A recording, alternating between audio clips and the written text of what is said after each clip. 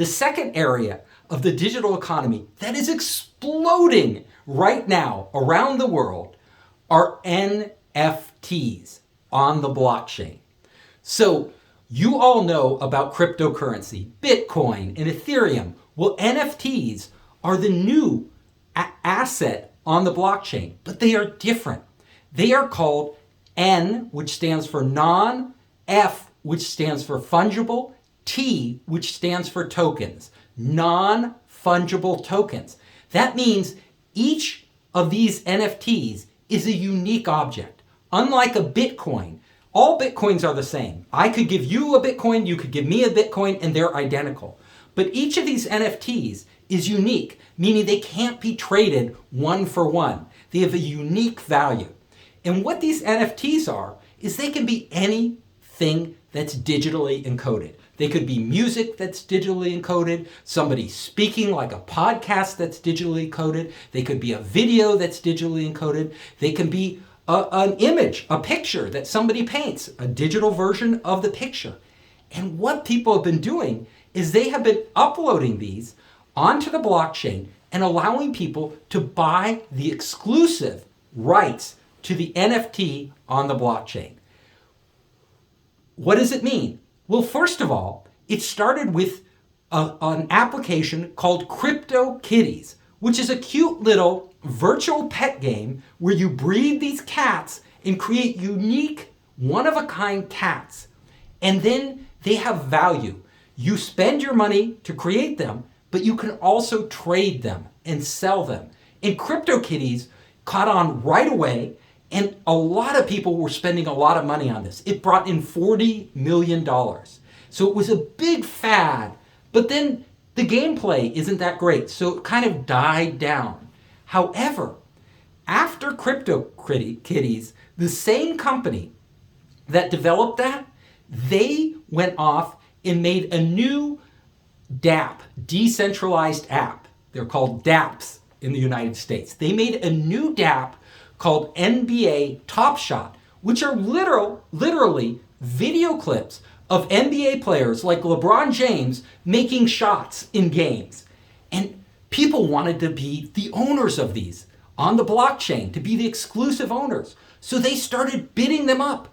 And literally, these little videos that they created went for millions of dollars. The top ones, like with LeBron James making an amazing shot during a basketball game. These videos went for millions of dollars.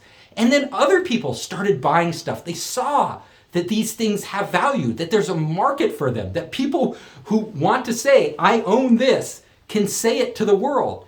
So an artist called Beeple, he's a digital artist. He put up a little video clip of his digital art, and it sold for $6 million.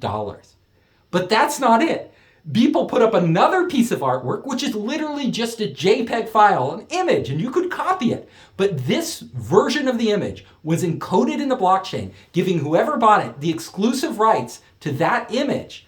That digital image, which was composed of 5,000 images that he had previously made over the previous 5,000 days, that digital image actually sold for, at Christie's auction, $69 million.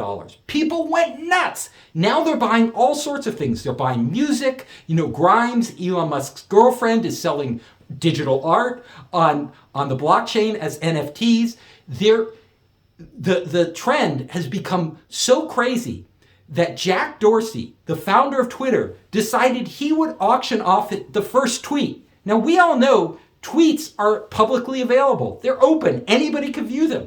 But he took a picture of this and put it up on the blockchain and said, you can own the first tweet I ever made. And he put it up for bidding. The bidding went into the millions of dollars. Now, people ask me, will this continue? This kind of crazy bidding on these digital art pieces that, like a tweet, and little kittens that don't even seem that valuable? The answer is yes and no. It's a little out of control right now.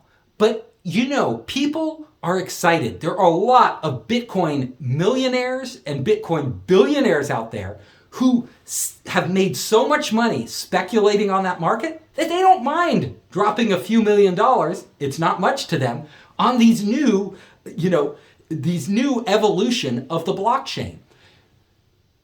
However, you have to ask, where is the real market for this long term? Once the hype dies down, where's going to be the real market? Well, I'll tell you, already people will spend a lot of money for virtual goods in games. People love games, right? So they'll spend a lot of money in games to get that magic sword or the cool suit of armor. Well, if they encode these very unique ones on the blockchain and offer them for sale, which is happening right now, there's a steady market there. It isn't a market where people will pay millions of dollars, but people will pay real money and good money to own these. Imagine if Warner Brothers came out and offered Harry Potter's wand or the invisibility cloak, and you could own that unique item. How much would fans pay for that? In order for these digital goods, these NFTs on the blockchain to be worth something, you have to have a community of passionate fans, people who really believe that this is worth something. And that belief is reinforced by the other fans out there. They gain status. If I buy this, I gain status. It's like the picture that sold for $69 million.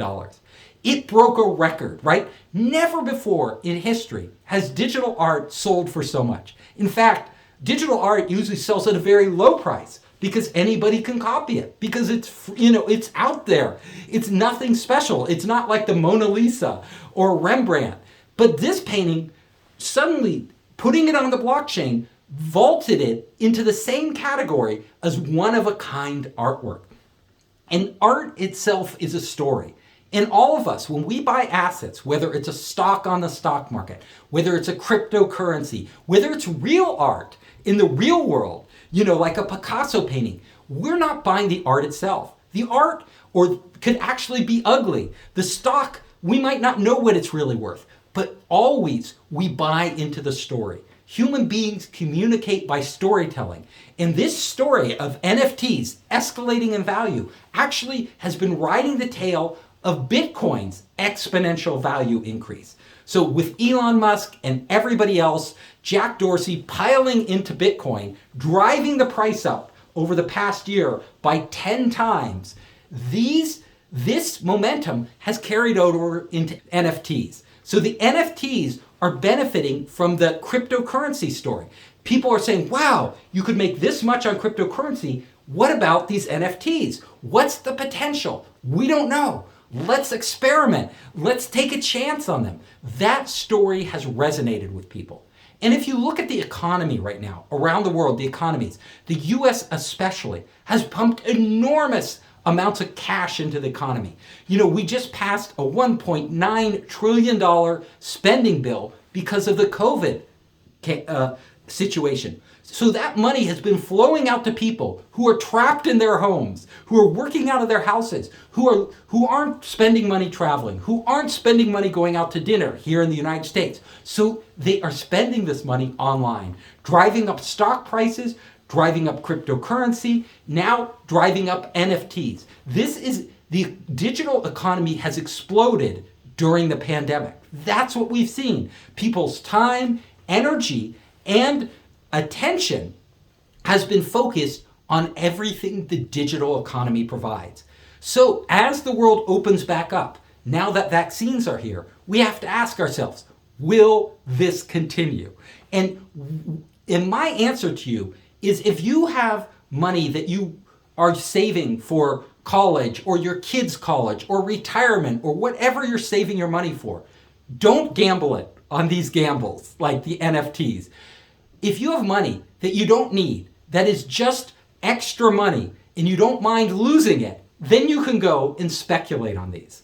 But honestly, it's going to be very risky. Nobody really knows the value. However, one thing I can tell you for sure, the blockchain is evolving at an ever faster pace. And as Founderspace, as the head of Founderspace, we're looking for really talented entrepreneurs who understand the blockchain inside and out, have gone really deep, have unique ideas, and are looking to take those ideas global. If you're one of those entrepreneurs, reach out to me.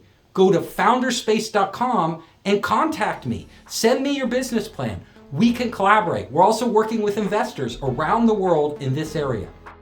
I hope you enjoyed the talk. If you liked it, share it with your friends or subscribe to our channel. You can also come to founderspace.com and check out our 3-month online startup program, as well as my books, Make Elephants Fly, Surviving a Startup, and The 5 Forces. I'm also available on all the major social networks.